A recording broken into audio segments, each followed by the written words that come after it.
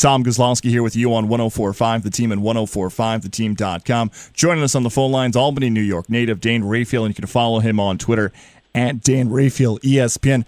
Dan, the story breaks last night. SB Nation reporting this incident involving Floyd Mayweather and Manny Pacquiao, the testing before the fight. What should sports fans know about what's actually in this report? Well, really, what they're saying in the SB Nation report, and it's done by a writer named Thomas Hauser, who is, a very well-known and respected writer and author in boxing. They say that before the fight, the night before the fight, so a few hours after Manny Pacquiao and Floyd Mayweather weighed in for their fight on May 2nd, that Mayweather was given an intravenous injection of IV fluids, 2 different mixes of multivitamins and saline. There's nothing wrong with the substances that he took. No one is making any accusations that what were in these IVs were banned substances. The problem is that the fact that they were given by IV and the amount that they were given is what's against the WADA standards. Now, USADA, which is the United States Anti-Doping Agency, which is supposed to follow the WADA standards, was contracted to the drug testing for Mayweather versus Pacquiao. And they went against the WADA standards by giving an exemption to Mayweather 3 weeks after the fight, saying that taking this by intravenous methods and the amount that he took was okay. And that has a lot of people up in arms and certainly makes one question what's going on. And just to clarify, this doesn't happen in boxing. This is a rarity that this situation goes down with a fighter like this. Having these things go into your system that close rarely ever happens. Well, it's not, again, it's not the substance that was put in. Many fighters take fluid replenishment. Even if they take an IV, it's just a small amount of fluid. It's not 250 milliliters, which is a large amount relatively speaking. The other troubling aspect of this, besides just what we were just talking about, is the fact that the Nevada Commission, which is the regulatory agency that covers combat sports in Nevada, was not told about this until after the fact. And they're the ones who are supposed to be able to make a determination about whether an athlete is going to get a therapeutic use exemption for any kind of thing that they may be taking, be it a medication or fluids in an intravenous method, whatever. It just, the whole thing just reeks. And by the way, there's even more hypocrisy involved in this, because the commission, they're the ones that denied Pacquiao a pain-killing injection on the night of the fight for a legal substance, and yet USADA gave a waiver to Mayweather 3 weeks after the fight to somehow assist him in what he needed. It really, really is just a mess. He covers boxing for ESPN. Dan Rafael joins us here on the phone lines on 104.5theteam.com. And Dan, what's the next step? Are there going to be changes made? Is something going to happen with Mayweather involving that? Well, it's way too early to say. I mean, there's a lot of questions that need to be answered. One thing for sure is the Nevada Commission, if you read the SB Nation report, was extremely unhappy that USADA went, what they believe, way over the line in granting this exemption without notifying them ahead of time. So there'll be questions to be asked of them to see what's happening. As it relates to Mayweather, look, some people are suggesting that this report was done in some way to help publicize his fight against Andre Berto on Saturday. If you know Thomas Hauser, the author, and his relationship with Team Mayweather over the years, and you understand what's contained in this report, this was not done, I don't believe, in any way, shape, or form as a publicity stunt to help Mayweather's fight, maybe to bring some attention to the outlet that published this story, for sure.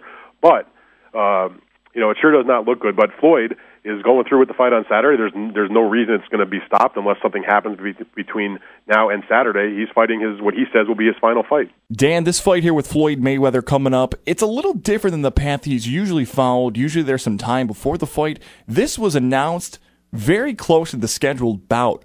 Why did that happen? And also, why did Floyd Mayweather decide to fight Andre Berto in comparison to other competitors? Well, I think, first of all, Mayweather, he looks at the record and in his own mind probably thinks it's an easy fight. But I'm going to go back to something you just said about announcing the fight, so soon to the date. This fight between Mayweather and Andre Berto was announced 39 days before the fight. Absolutely off the charts as far as how close to the fight it was announced compared to what normal procedure would be for what is supposed to be a major pay-per-view event. In that story that SB Nation wrote about the IV usage that Mayweather had, the suggestion is made with quotes from people like Victor Conte, the disgraced Balco founder, but somebody who has become an advocate against drug use, who was very familiar, obviously, with the ins and outs of drug testing, made the statement, and, it's hard to not at least give it some thought. if you take a look at when Mayweather has announced his fights over the recent times, they've been very, very close, relatively speaking. And Conte makes the point that the reason one might do that is because you can use whatever banned substances you might want, and you can have it filter out of your system, closer to the fight, because there's not as much lead time. In other words, if you get the benefits of whatever you're using, perhaps after you use them. And so by announcing a fight later and later and later, you get the most for your buck, I guess, if you want to look at it like that. And the reason why using the massive amounts of fluid was questioned in this article was because if you take that much fluid, it's a way to possibly mask the usage of something else. So it just looks bad. I can't say if something is bad, but it sure doesn't look good. You've covered Floyd Mayweather for years. What do you think? Do you think something's been going on recently helping Floyd Mayweather? He's an undefeated boxer. He's been dominating throughout his time. He hasn't lost a fight. Has he been using types of things to help him get that edge in fights? I can't say if Mayweather has used an illegal substance or not. I'm not going to sit here and call any of these guys liars without absolute proof, but I will say this. It's an unfortunate situation that in boxing, and I think in all professional sports, even in amateur sports at this point, at the top level, Olympic and that sort of thing, at this point, honestly, you're basically guilty until you prove yourself innocent. And by the way, the guy that Floyd Mayweather is fighting on Saturday night, Andre Berto actually failed a steroid test not that long ago and was busted for that after one of his fights. So, take that how you will. Capital Region native Dane Rafael, he covers boxing for ESPN, joins us on the phone lines. And what gives Berto the best chance to pull off the upset and take down Floyd Mayweather and hand him his first loss of his career? I posed that question actually to some of my readers on Twitter, and somebody suggested that he bring a knife into the ring. I mean, look, Andre Berto is in an uphill battle. He comes to fight.